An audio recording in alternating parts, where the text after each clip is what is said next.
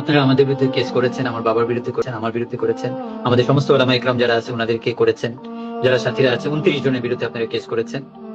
জেলে যেতে কোনো অসুবিধা নেই, দাওয়াতের কাজ করার জন্য যদি জেলে যেতে হয় এটা খুশি মনে বুক পেতে নিয়ে নেবো, কোনো ভয় নেই, কোনো অসুবিধা নেই। মাদ্রাসায় পড়ালেখা করেছি, হেফজখানায় পড়েছি, জেলখানা হয়তো হেফজখানা থেকে বেশি কঠিন না। আমি পড়েছি পাহাড়তলিতে 1 বছর বা 2 বছর, পাহাড়তলি মাদ্রাসা, যেখানে 4টা গেট পার হয়ে বের হতে হতো, বছরে মনে হয় 2বারই বের হতে পারতাম। আর হেফজখানায় পড়লে প্রতিদিন চাবুক বেতের মার তো খেতেই হতো। তো ওখান থেকে কষ্ট হয়তো বা জেলখানায় হবে না, তো কোনো অসুবিধা নেই। ইনশাল্লাহ জেলে যেতে রাজি আছি, বলবেন হাজির হয়ে যাবো, ইনশাল্লাহ বলবেন হাজির হয়ে যাবো, কোনো অসুবিধা নেই। কিন্তু তারপরে যদি আপনারা খুশি থাকেন, আপনারা মনে করেন যে এদেরকে জেলে পাঠালে এই ইখতিলাফ শেষ হবে, আমরা যেতে রাজি আছি। আপনারা যদি মনে করেন এদেরকে মেরে ফেললে ইখতিলাফ শেষ হয়ে যাবে, আমরা মরতে রাজি আছি। কিন্তু ইখতিলাফ শেষ হওয়া দরকার, এই মারামারি শেষ হওয়া দরকার। আমরা সবাই হাজির হয়ে যাবো আদালতে, অসুবিধা নেই। আপনারা বলবেন, আমাদেরকে খুঁজতে হবে না, আমাদের বাড়ি ভেঙে দরজা ভেঙে আমাদেরকে নিতে হবে না। মেয়ে মানুষ আছে বাড়িতে, বুড়া মানুষ আছে, মাওলানা মুয়াজ্জের দরজা ভেঙে তাকে নিয়ে যাওয়া হয়েছে। আল্লাহর ওয়াস্তে ইনসাফ করেন, ইসলাম আমাদেরকে এটা শিখায় না।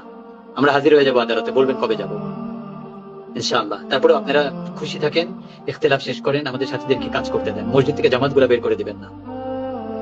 একটা কথা আপনারা বলেন আমরা ওলামা বিদ্বেষী বানাই, আপনি গত 7 বছরে একটা সেন্টেন্স, অনলি ওয়ান সেন্টেন্স, একটা শব্দ আপনারা যদি দেখাইতে পারেন আমাদের কোন তবলিগের সাথী বয়ানাতের মধ্যে, হ্যাঁ মাঠ পর্যায়ে অনেক সাথে অনেক কিছুই বলতে পারে, তারা ওটা গণনা না। আমাদের কোনো মুরব্বী কোনোদিন কোনো বয়ানাতের মধ্যে কোনো জায়গায় বা মাওলানা সাদ সাহেবের মুখে কোনো আলেম ওলামা বিদ্বেষী কথাবার্তা বের হয়েছে কিনা আমাকে দেখাবেন। ওলামা বিদ্বেষী আমরা কারা বানাই আলমিন ভাই জানেন? আপনি আমি বানাই। আমি একটা মসজিদের ইমাম, একটা খতিব, এখানে 20-25 জন সাধারণ মানুষ তার বাড়ি ঘর মা বোন সবকিছু ছেড়ে তবলিগে আসছে, আর তাদের গাঠি উঠায় যখন তাদেরকে অপমান করে শীতের মধ্যে মসজিদ থেকে বের করে দিই, সারা জীবনের জন্য ওই লোকের অন্তরের মধ্যে এটা বসে যায়, একজন আলেম একজন ইমাম আমাকে মসজিদ থেকে বের করে দিচ্ছে। এই আলেমরা হইতেছে ইসলামের দুশ্মন, এই ইমাম হইতেছে ইসলামের দুশ্মন। তো ইসলাম বিরোধী আলেম বিরোধী কে বানাইলো একজন সাধারণ মানুষকে? আমরা তো তাদেরকে আপনাদের খেদমতে পাঠাচ্ছি মসজিদের মধ্যে, আপনি তার সাথে বসেন, যদি ভুল মনে করেন তাকে সময় দেন, তার কোনো ভুল থাকলে ঠিক করে দেন, তাহলে সারা জীবন সে আপনার জুতা সিধা করবে। আমরা কই পাঠাচ্ছি জামাত গুলাকে? প্রতিটা মসজিদের ইমামদের কাছে পাঠাইতেছি, আপনাদের কাছে পাঠাইতেছি তাদেরকে। আপনারা তাদেরকে বের করে দিয়ে আলেম বিদ্বেষী বানাচ্ছেন, আমরা তো আলেম প্রিয় বানানোর জন্য তাদেরকে মসজিদে পাঠাচ্ছি। আল্লাহর রাস্তায় একটু বুঝেন, আপনাদের জন্য অনেক বড় মৌকা এদেরকে ইলম শিক্ষা দেওয়ার, আপনাদের কাছে অনেক বড় মৌকা তাদেরকে আপনাদের প্রিয় পাত্র হিসাবে বানানো। সারা জীবন আপনার জুতা সিধা করবে, আপনার থুতু ফেলার আগে আপনার সামনে পাত্র নিয়ে দাঁড়ায় যাবে। তাদেরকে দিন শিখান, তাদেরকে মহব্বত করেন, মসজিদ থেকে বের করে দিবেন তো আলেম বিদ্বেষী আমরা বানাচ্ছি না, আপনারা বানাচ্ছেন। এই অপবাদ আমাদেরকে দিবেন না আমরা আলেম বিদ্বেষী বানাই। কথা বলতে গেলে অনেক হয়ে যাবে। সর্বশেষে আমি ভিডিওটা আমি এই ধরনের কথা জীবনেও বলি নাই, কিন্তু আমি আর থাকতে পারি। এই গত 8 বছরের জীবনেও কেউ আমাকে আমাদের পক্ষে কোনো কথা বলতে আমাকে শুনে নাই। আপনি জানেন এই গত 8 বছরের জীবনেও কোনোদিন আমি এই নিজামুদ্দিনের পক্ষে আইসে যাও, পক্ষ অবলম্বন করো, আমরাই ঠিক, আমি জীবনেও বলি নাই, ওনারা বেঠিক, জীবনেও বলি নাই একটা কথাও না। কিন্তু এই 3 দিনে আমি বলা শুরু করছি, কারণ জুলুমের পক্ষে আমি কথা বলতে পারবো না, আমি জালেম হইতে পারবো না। হোসেন রাদিয়াল্লাহু তাআলা শুধু যদি মেনে নিতেন মুআবিয়ার ইয়াজিদের শুধু বায়াত কি হইতো, কিন্তু না, জালিমের সঙ্গ দিতে পারেননি। জান চলে গেছে চলে গেছে, কিন্তু জালিমের সঙ্গ দিতে পারেননি। ওনারা যেটা করতেছেন এটা ওপেন জুলুম, এটা সাথ আমরা দিতে পারবো না, আমি দিতে পারবো না। আপনি যদি অপরকে বাতিল মনে করেন, তাহলে আমাদের বাংলাদেশে সবচেয়ে বড় বাতিল আমরা যেটা আমাদের উলামা ইকরামের মুখে শুনছি, সেটা আহলে হাদিস, সেটা সালাফিরা, সেটা জামাতে ইসলাম। এদের থেকে বড় বাতিল তো আমাদের কমে হুঙ্গর কাউকে মনে করে না। তাহলে তাদের উপর কেন অ্যাটাক করতেছে না? তাদেরকে কেন বাংলাদেশ থেকে বের করে দিতে চাচ্ছে না? তাদের ব্যাপারে কেন হুঙ্কার নাই? তাদেরকে কেন মারতে যাচ্ছে না? তাদের মসজিদ গুলো ভেঙে দেখ, তাহলে তাদের অফিস গুলাকে ভেঙে দেখ। আমরা দুর্বল যেহেতু, জানে তবলিগওয়ালারা দুর্বল অসহায়, এরা আল্লাহ আল্লাহ করে খালি, এরা ওই মারামারি জানে না চিনে না, এই জন্য আমাদের উপরে মাথার উপরে উঠে বসতেছে। এটাই কি কারণ নয়? কিন্তু এটা ভুলে গেছে যে দুর্বলের সাথে আল্লাহ আছেন। ইনশাআল্লাহ আজকে যা করতেছেন আপনারা, আল্লাহ তো দেখতেছেন। আর জালেমকে আল্লাহ তাআলা দুনিয়াতেও ছাড়েন না। আর মাজলুম সে যদি কাফেরও হয়, মাজলুম যদি কাফেরও হয়, আল্লাহ তাআলা তার সাথ দেন, মনে রাখবেন। এবং পুরো বাংলাদেশ এটা জানে আমরা মাজলুম, পুরো পৃথিবীর মুসলমান এটা দেখতেছে যে আমরা মাজলুম, আমাদের উপর জুলুম হয়েছে, এখনো হচ্ছে। বাংলাদেশের সরকারও এটা জানে, বর্তমানে সরকারও জানে আমরা মাজলুম। এই জন্য গোল টেবিলে ওনারা ফয়সালা ওনারা করতে চেয়েছেন, কিন্তু এনাদের কারণে করতে পারেননি। এই জন্য আল্লাহর ওয়াস্তে এগুলোকে বন্ধ করেন। আর আপনি যেটাকে ঠিক মনে করেন ওটা আপনি মানেন, ওটা অন্যের উপর চাপাই দেওয়ার চেষ্টা করেন না। আর যদি আমাদেরকে বাতিল মনে করে মারবেন, আমাদেরকে প্রতিহত করবেন, তাহলে আহলে হাদিস, সালাফি, জামাতে ইসলাম এদের থেকে আপনাদের কাছে সারা জীবন শুনেছি এরা হচ্ছে সবচেয়ে বড় বাতিল, এরা হচ্ছে ইহুদি দালাল, এরা হচ্ছে কাফেরদের সহযোগী, আরো কত কি আপনাদের মুখে শুনেছি। এখন তারা কি হয়ে গেল? তাদের সাথে আপনারা মিটিং এ বসতেছেন, তাদের বয়ানে যে আপনারা বয়ান করতেছেন, তাদের সাথে এক টেবিলে বসতেছেন, খাবার খাচ্ছেন, আর আমাদের সাথে এত বড় ইখতিলাফের পরেও একটু বসার জন্য রাজি না আপনারা, যে ইখতিলাফ দূর হয়ে যাক, সাধারণ মানুষ এটা থেকে বেঁচে যাক, আমরা আর মারামারি চাই না, আমরা আর কিছুই চাই না। ঠিক আছে ভাই, আপনারা যেভাবে করতেছেন আপনারা করেন, আমরা আমাদের মতো করি, এতটুকুর উপরে কি আমরা আসতে পারি না? কিভাবে বললে আপনারা বুঝবেন আমরা সেভাবে বলবো, কিভাবে করলে আপনারা বুঝবেন আমরা সেভাবে করবো। ইনশাআল্লাহ আপনাদের কাছে আমার আরজ, আপনারা আসেন, বসেন আমাদের সাথে, কথা বলি আমরা। একবার না, দুইবার না, 1000 বার বসতে রাজি আছি আমরা। আমাদের সাথে মারা গিয়েছে আমার জানা মতে এই পর্যন্ত 2 জন। বেলাল সাহেব, যেটা তারা দাবি করে তাদের না, তার ছেলে আমাদের সাথে সাল লাগিয়েছে, লাগাচ্ছে এখনো, এবং বাবা ছেলে একসাথেই ছিলেন এই ময়দানের মধ্যে, আসছিলেন ওইখানে। ওই ছেলে তো নিজে ভিডিও ফুটেজ দিয়েছেন, কালবেলার বা কোন চ্যানেলে জানি দেখলাম, ওনার ছেলে বলতেছেন যে আমরা সাদ সাহেবের মানে নিজামুদ্দিনের আন্ডারে মেহনত করি, আমার বাবাও মেহনত করতেন, একদম সেই ছোটবেলা থেকে আমার বাবা এসএসসি পাস করার পরে থেকে নিজামুদ্দিনের সাথে মেহনতে এখনো ছিলেন। তো আমাদের সাথীকে তারা মেরে, তারা বলতেছে এই সাথী নাকি তাদের। কত বড় মিথ্যুক! একজন আলেম, এত বড় বড় আলেম বলে ওনাদের সাথে আছে, এত বড় মিথ্যা কথা কিভাবে বলতে পারে? এবং ওই মার্ডার আসামি আমাদেরকে বানাইছেন, আমাদের ব্যাপারে মার্ডার কেস করতেন, অথচ আমাদের সাথে, আমি আজকে ওই ছেলের সাথে কথা বলছি।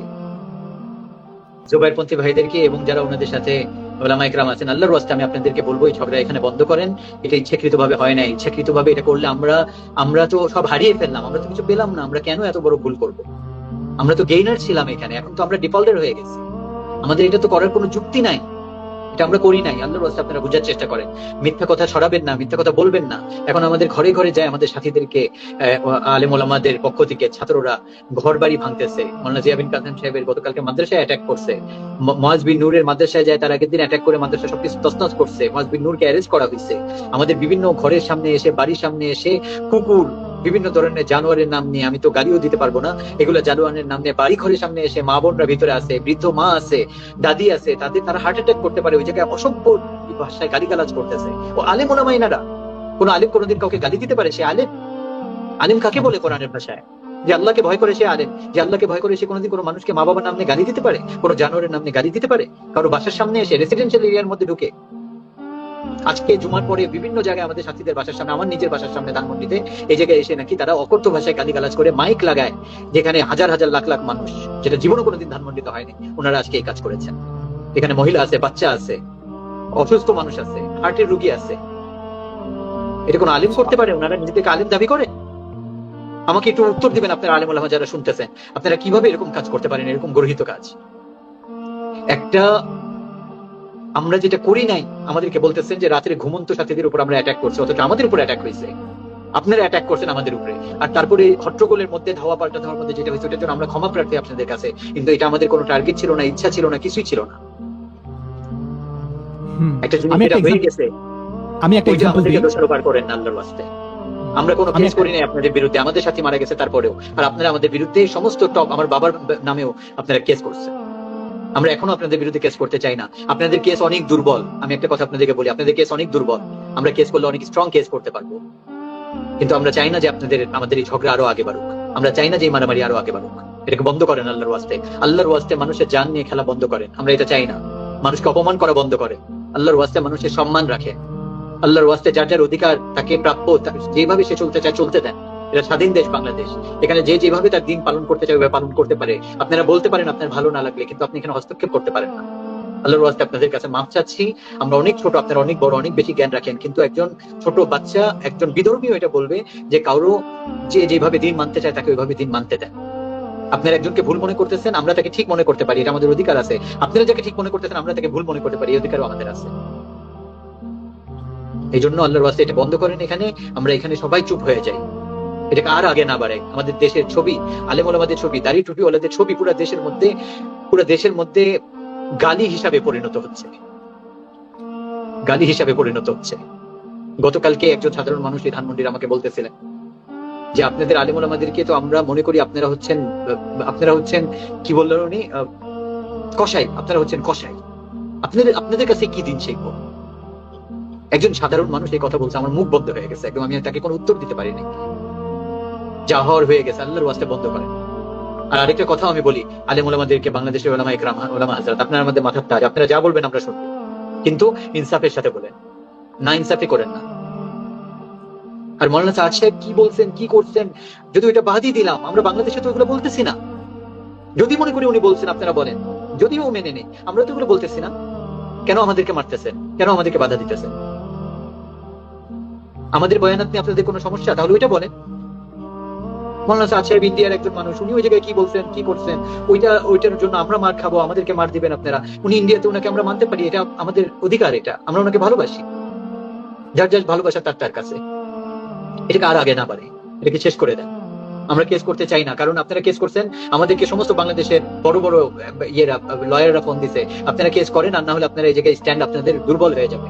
আমরা বলছি না, আমরা কেস করতে চাই না, হয়তো ওনারা এই কেসকে উইথড্র করবেন, কিন্তু যদি তারপরে না হয়, আমাদের বাধ্য হবো আমরা কেস করতে, আর আমাদের কেস আপনাদের থেকে হাজারো গুণ বেশি স্ট্রং হবে। এই জন্য বলতেছি, আপনারা কেস উইথড্র করেন, সমঝোতায় আসেন, গোল টেবিলে বসি, সবকিছু সমাধান হইতে পারে। আল্লাহ রসুল ইহুদি খ্রিস্টানদের সাথে বসছেন, আপনারা আমাদের সাথে বসতে চান না। মুনাফিকদের সাথে আল্লাহ রসুল বসছেন, আপনারা আমাদের সাথে বসতে চান না। মানুষ কি সবক নিতেছে আমাদের কাছ থেকে, কি দেখতেছে আমাদের কাছ থেকে, কি শিখতেছে? এই জন্য আল্লাহর রাস্তায় বন্ধ করে আপনারা বসেন, আমাদেরকে বলেন কি করতে হবে, আমরা করতে রাজি আছি, কিন্তু ইনসাফ করবেন আশা করি ইনশাআল্লাহ। মানুষের জান চলে গেছে, আরে ভাই, মানুষের জান চলে গেছে, আমাদের কোনো ধরনের এরকম ইন্টেনশন ছিল না। আল্লাহ সাক্ষী, আল্লাহ দেখতেছেন, শুনতেছেন, আল্লাহ মানুষের মনের অবস্থা জানেন। আমরা কেন মানুষকে নিয়ে খেলতেছি? পুরো দুনিয়া কি দেখতেছে, আমাদের কাছ থেকে কি শিখতেছে?